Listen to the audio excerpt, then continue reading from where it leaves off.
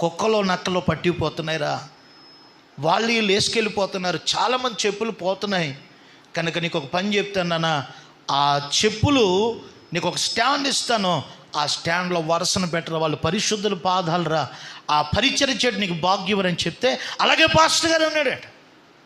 వాడు చిన్నపిల్లాడు కాబట్టి పాపం అది దాని గురించి అంతగా తెలియదు కాబట్టి ఆయన పాస్టర్ గారు చెప్పారని విధిగా పిల్లలు ఆయన చేస్తున్నాడట. పిల్లల మొత్తం మీద అబ్బాయి మంచి చదువులు చదువుకున్నాడు, ఏమైనా ప్రాయం వచ్చింది, మంచి మంచి కాలేజీ స్టడీస్కి వెళ్ళాడు.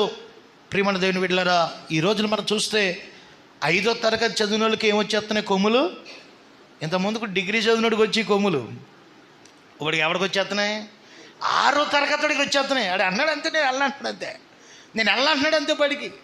పిల్లరా ఎల్లరా బాబు అని అమ్మ నాన్న అన్నట్టు కొడుతున్నాడు.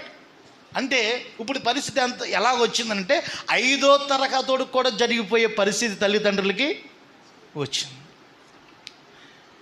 బాబు ఆయన ఎంత పెద్ద చదువులు ఏ కొమ్ములు రాలేదు ఆయనకి, చక్కగా దైవజనుడు చెప్పాడు కదా, ఇది నా బాధ్యత కదా అని చేస్తూ ఉన్నాడు.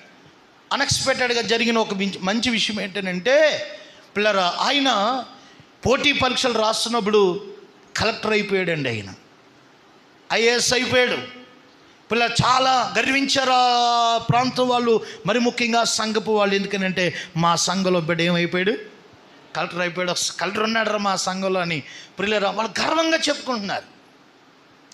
అలాంటి పరిస్థితుల్లో పాస్టర్ గారు ఒక రోజున ఫోన్ చేసి, బాబు ఇంతకాలం చాలా నమ్మకంగా నడిచావు, దేవుని మందిరంలో చాలా చక్కగా జీవించావు, ఇప్పుడు దేవుని మహాకృపను బట్టి నువ్వు కలెక్టర్ అయ్యావు, నిన్ను సంఘములో ఇంతవరకు ఒక సాధారణమైన వ్యక్తిగానే చూసాం, కానీ నేను ఈ రోజున ఒక కలెక్టర్గా చూడాలనుకుంటున్నావు, రాబాబు ఇవ్వాలి నిన్ను, సంఘమంతా నేను ఒక చిన్న సత్కారం చేయాలనుకుంటున్నావు, రమ్మంటే సరే అయ్య గారు వస్తానండి, కొంచెం అన్నీ నేను చక్కబెట్టుకుని ఆరాధన టయానికి వచ్చేస్తాను అన్నాడట.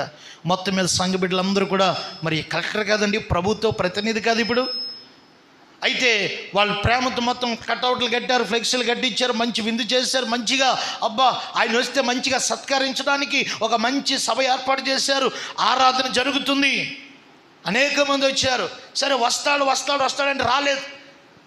పాస్టర్ గారు అన్నాడు, నేను మధ్యలో వస్తానండి అయ్య గారు, మీరు జరిగించిన ఆరాధన నా కొరకు దేవునికి చెందవలసిన మహిమను మీరు ఏమాత్రం ఆపకూడదు, దేవుని సన్నిధిని కొనసాగించండి అని చెప్పాడట. ప్రియమైన దేవుని బిడ్డలారా, ఆరాధన జరుగుతుంది, చూస్తున్నారు, ఇంకా ఎప్పుడు వస్తాడు, కనీసం ఆశీర్వాద ప్రార్థనలో పైన వస్తాడు అనుకున్నారు, రాలేదు. ఇంకా చూసి ప్రార్థన చేసి ప్రార్థన ముగించేశారు. అందరూ కూడా బయటికి వెళ్ళేసరికి ప్రియులారా మరలా వచ్చి ఆయన ఏం చేస్తున్నాడంటే ఆ చెప్పులు ఏం చేస్తున్నాడు, వరుస పెడుతున్నాడు. ఏందయ్యా నువ్వు చేస్తున్న పని, ఒక కలెక్టర్ నీవు, ఒక ప్రతినిధివి నీవు, ప్రభుత్వానికి ఒక ప్రతినిధివి నీవు, కలెక్టర్ అయి ఉండి చెప్పులు ఏదో నీకు అప్పుడు చెప్పానులే, ఇప్పుడు ఎందుకు అలా చేస్తున్నావు అని అంటే ఆయన అన్నాడట, నన్ను ఈ స్థాయికి నడిపించింది ఏంటో తెలుసా, ఈ పరిచర్యే.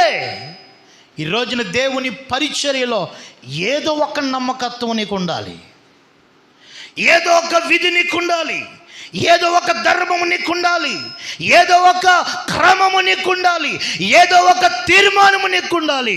ఆ నిశ్చయత, ఆ తీర్మానమే నా దేవుడు నీకు మేలులు వెంబడి మేలులతో నింపి నడిపించునుగాక. హల్లెలూయా. నీవు చేయునది ఆయన జ్ఞాపకము చేసుకుని నీకేం చేస్తాడు, ఆయన మేలు చేస్తాడు. మందిరమును బట్టి నీకేం చేస్తాడు, మేలు చేస్తాడు. నువ్వు చేసేది మర్చిపోయే దేవుడు